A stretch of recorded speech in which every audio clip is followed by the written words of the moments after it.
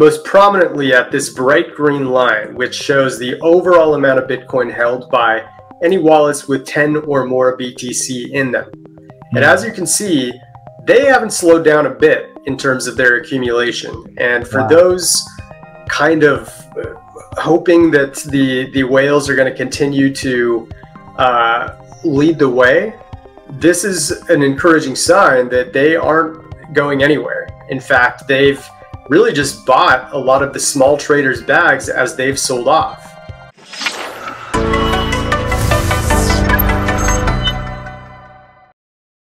Welcome into the Thinking Crypto podcast. I'm your host, Tony Edward, and I have Brian from Santiment, and we're, of course, going to talk about all the important crypto metrics. Brian, welcome in. Great to be here, Tony. Obviously, it's been a bit of a concerning time in crypto, and I think a lot of people are looking for signals to be hopeful again, and we're going to do our best to navigate how many of those bullish signals are out there while still trying to be realists about the situation. Yeah, absolutely. And I think it's important for us to leave our emotions at the door and look at metrics to be better informed investors and educated investors. So let's start with Bitcoin, because Bitcoin moves the market. It is obviously down. It's below 60K. And folks are very curious, are whales buying? And also, do we have further downside possibly?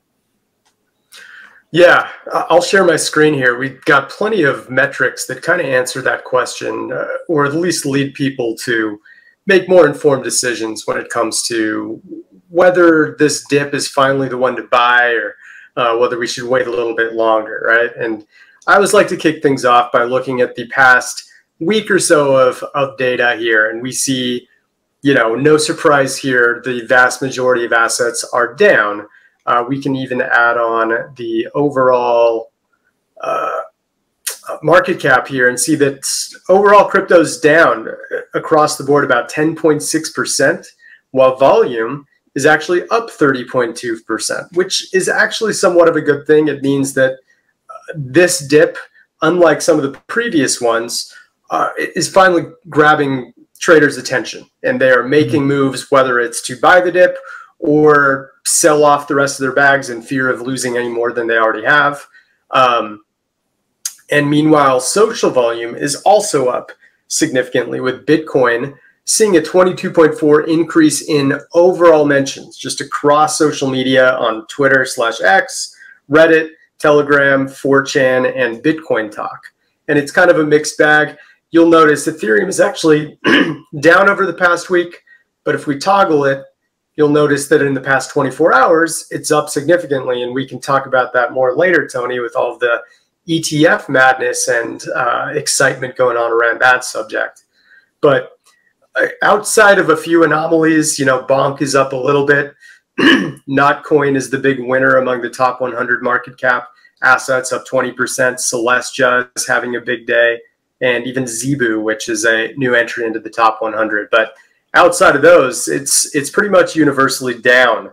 And we've seen a mild rebound in the past day or two, but we'll look into whether that's been enough to kind of change the crowd's gloom and doom perspective that they've had. Yeah, and one other metric maybe we could take a look at is the Bitcoin supply on exchanges, because that could be a signal as to maybe if there's more selling, or it looks like the sell pressure is pretty much done. Yeah, let's check it out here. I'll just add it to the first chart really quick and we'll highlight it. I'll take off volume. I'll just take off all of these here so we can look at it by itself. So supply on exchanges is significantly reducing over time, which is a very good thing, especially when prices are falling. Oftentimes, when prices drop, that's when you see a lot of coins moving back onto exchanges, as that would imply that there's future sell-offs potentially around the corner. Without coins moving to exchanges, it's pretty hard for the continued sell-off to be too significant, because that's essentially the only way that you see notable coins be moved away, is through going on exchanges and then subsequently sold. So you can see here we're down to about 923,000 Bitcoin on exchanges compared to, say, just about maybe 5.5 months ago, I believe, if I'm doing the math right, January 28th, 1.27 million. So that's a drop of about 27.5% of the supply in a little under 6 months here. I'd say that's a pretty strong sign that, you know, the remaining damage can be limited due to lack of sell-off opportunities. Yeah, great point. And I'm hoping, and I think many people are hoping, that this is near this pullback and corrective move is pretty much we're near the bottom, and we start some sort of reversal soon. Do you have any data from a whale perspective, what they may be doing? I know that part of it is the ETFs and the inflows they've been seeing. Yeah, so this is one of my favorite charts that I try to check on a daily basis. And here we're looking most prominently at this bright green line, which shows the overall amount of Bitcoin held by any wallets with 10 or more BTC in them. And as you can see, they haven't slowed down a bit in terms of their accumulation. And for those kind of hoping that the whales are going to continue to lead the way, this is an encouraging sign that they aren't going anywhere. In fact, they've really just bought a lot of the small traders' bags as they've sold off. So we look just about a month, 2.5 months ago, I should say, April 25th, they were holding 16.13 million. Now they're up to 16.17 million. More granularly, they've added about 42,000 Bitcoin during that time, or about a 0.26% increase. That's just fine. And it's not always going in this direction either. So if we go back in time, especially 2 years ago, and we get rid of the axis restrictions, I'll just take these off. You can make custom axes, everything under the sun on sentiment. So I always, to zoom in, it's easier to kind of look at that way from a short-term perspective. But on a long-term one, you can see they really sold off significantly right around that FTX collapse in early November. And they were kind of flat throughout this period of time, even when Bitcoin was kind of scratching and clawing its way back, and then kind of had a little bit of a retrace. And then right around here, late September, that's when they got busy, roughly 10 months ago now. That's when we really started to see just major climbing and accumulation, a little bit of a flat period at the end of the year.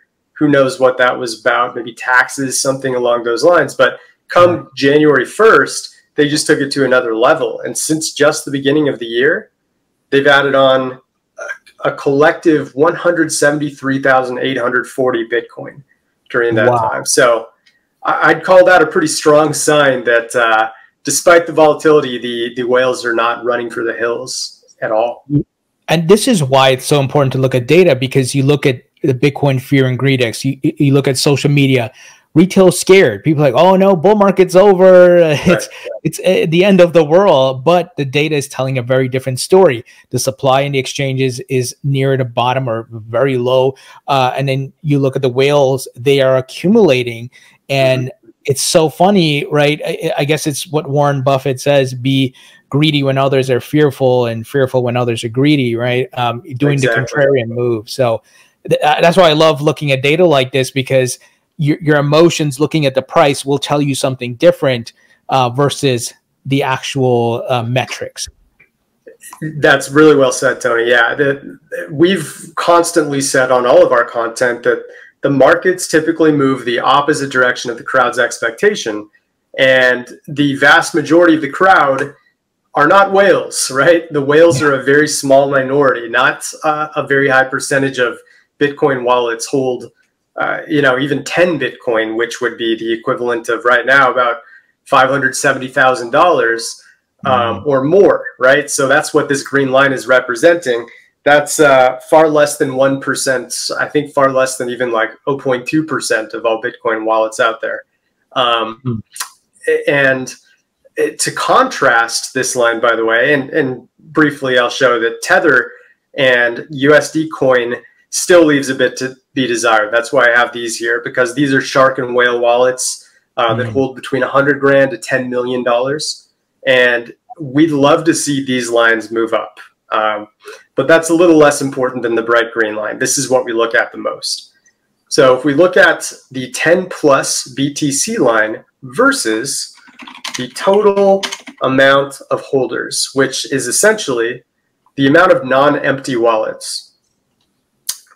This is mostly comprised, as you would imagine, by tiny wallets. Every wallet that has more than 0 BTC in them makes up this line. And right now, there's a total of 54.03 million BTC wallets.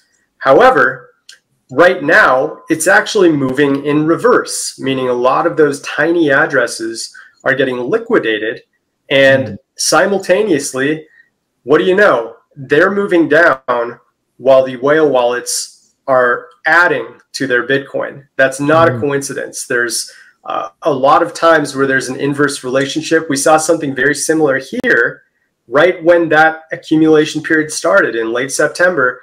Look at how the total amount of holders, or essentially the tiny wallets, were just jumping off a cliff. They were getting tired of this period where Bitcoin was still hovering below 30K, was kind of flirting with 25 to 29K around here. And people were getting impatient and just saying, all right, I'm going to invest in something else. Crypto's boring now. And so they start to liquidate, and whales and sharks just start to eat up all of those loose Bitcoin. And you see what it did to the price with the eventual March 14th-ish, I believe, all-time high that we saw.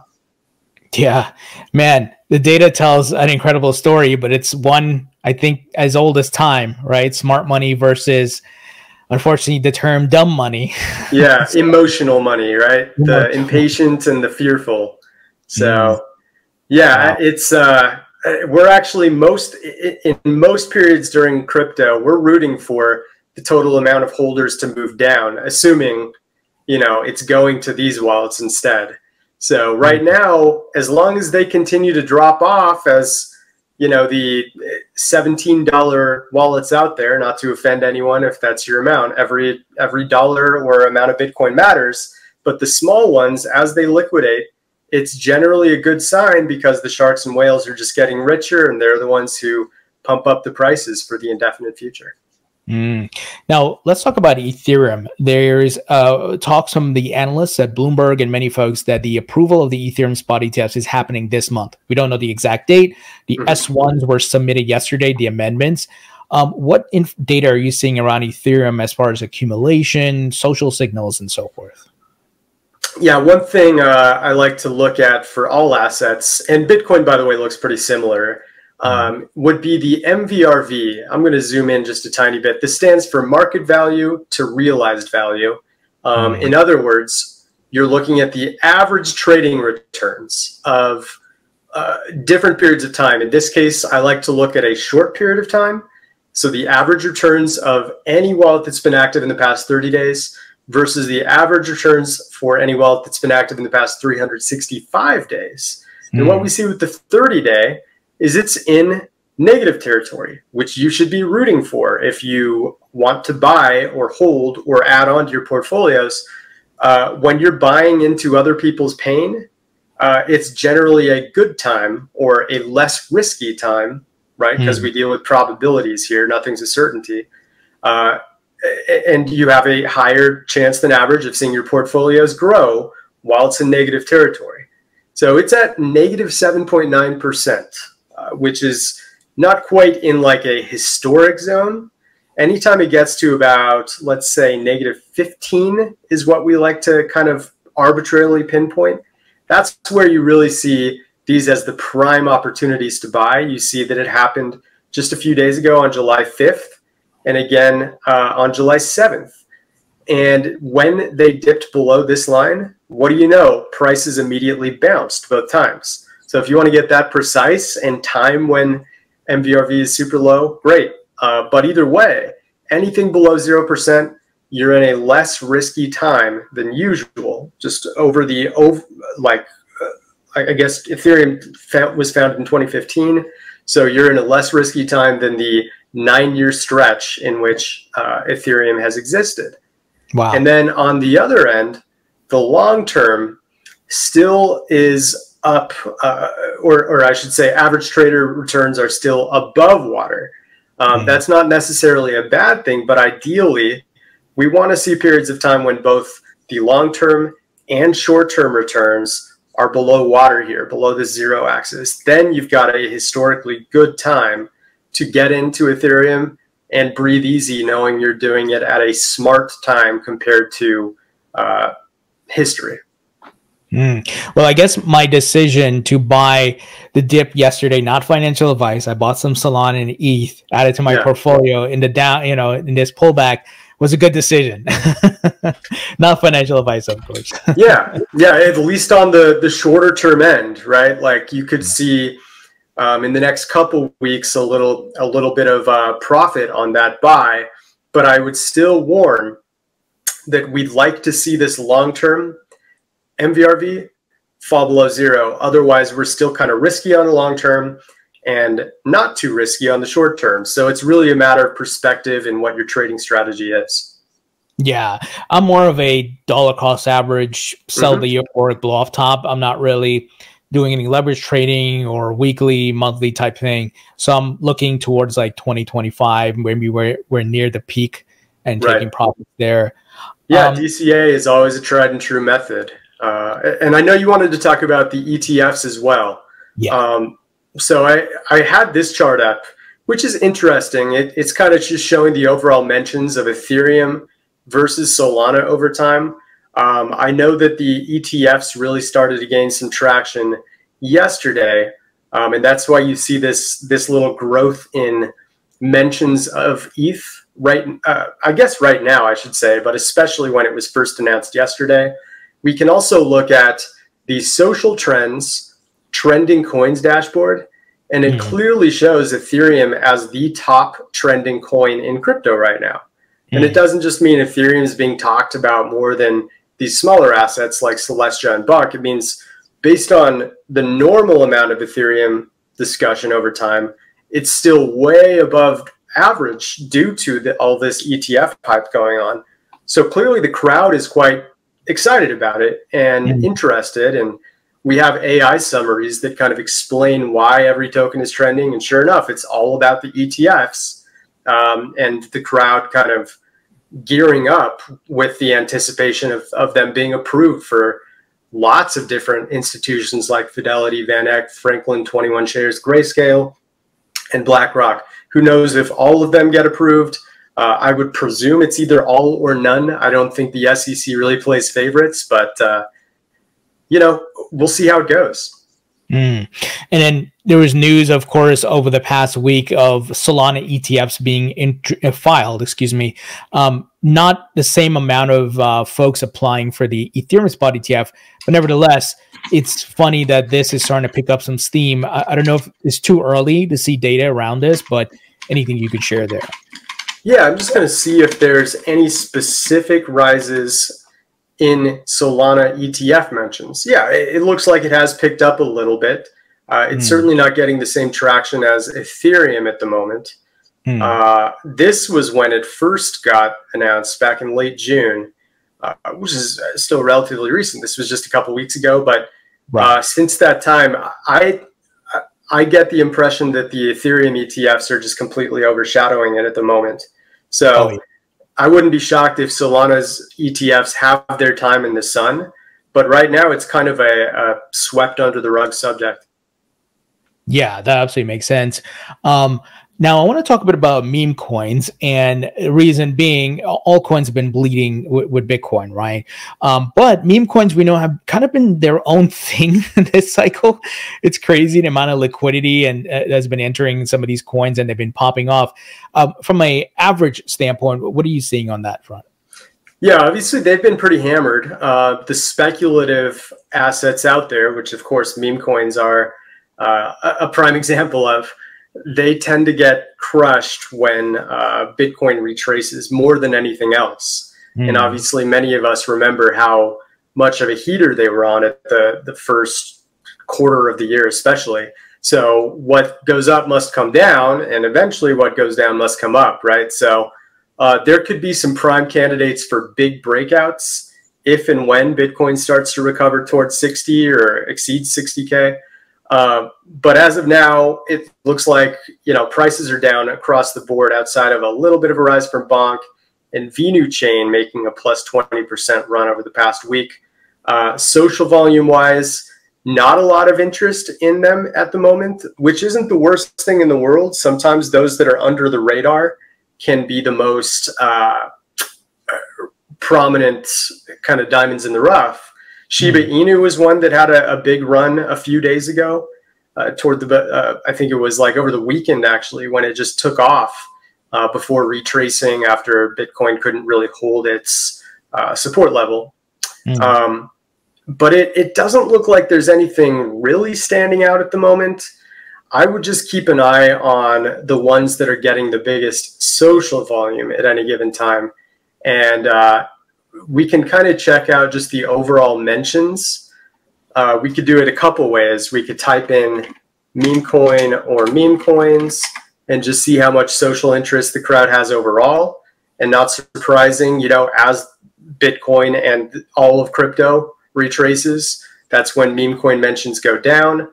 We can also do specific looks and go like Bonk or Doge, or I don't know, what's another one? Shiba, we'll just call it Shib, Pepe, just a few of those you can look at, and you can either look at them combined or do it this way and go Bonk, Shib, Doge, Pepe, and have them all kind of together to see when their high points are, right? Like Pepe had it right before this big retrace, the local top that happened on May 28th. Others had their time in the sun a little bit earlier. You can put them on a shared axis too. I know it's very noisy, but you can zoom in, even look at just the last 24 hours. And we can see actually that Shiba Inu is currently having a little bit of a discussion run. It could be related to the price going on a bit of a run. I can change the price to Shiba Inu. It isn't doing anything special. So that actually could be a signal, not investment advice, but Shiba Inu is suddenly being talked about at a high frequency on social media, despite nothing special happening with the price. That's often a sign of a mini decoupling forming. Great insight. Yeah. And that's important because we've seen some of these meme coins go on their own individual runs, even though the rest of the market is not really doing anything. So that's great insight. Yeah, you'll often see these pump the most after any sort of mini Bitcoin run, or of course a major Bitcoin run. But after Bitcoin kind of goes on its run and then starts to flatten out, that's where you'll most noticeably start to see Bitcoin's profits getting redistributed into more speculative assets. And the popular choice for 2024 has been to put them into meme coins. So watch for how specific trading crowds start talking about different meme coins. If you have a favorite, just enter it into this social dashboard and you can find some pretty cool stuff. Brian, always great information and insights. And hopefully when we meet in the next 2 weeks, the market is reversing. It's starting to move upwards again. Yeah, we're crossing our fingers. I think we're all kind of getting restless with almost a 4-month retrace now since that mid-March all-time high. So hopefully some better news next time. But we can at least say as of now, there is a higher probability of some upward movement than usual over the next couple weeks until we meet again. Everyone, check out Santiment. Link will be in the description. Brian, thank you so much. Thank you, Tony. Always a pleasure.